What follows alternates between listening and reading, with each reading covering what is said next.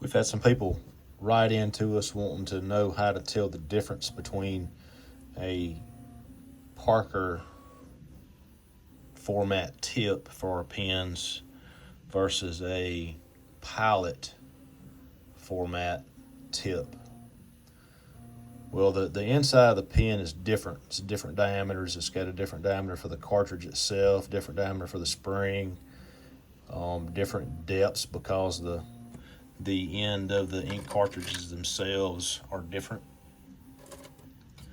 I've got an example here of a Parker and a Pilot ink cartridge, so you can see there's a lot of difference in those two tips, cartridges.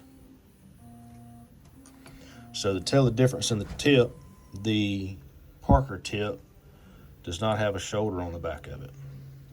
The Pilot tip does have a little section that is straight and flat, so you can tell the difference. So this is the Pilot tip. That's how you can tell. This is the Parker tip. That's how you tell the difference. Thanks for watching. Be sure to subscribe. Thanks.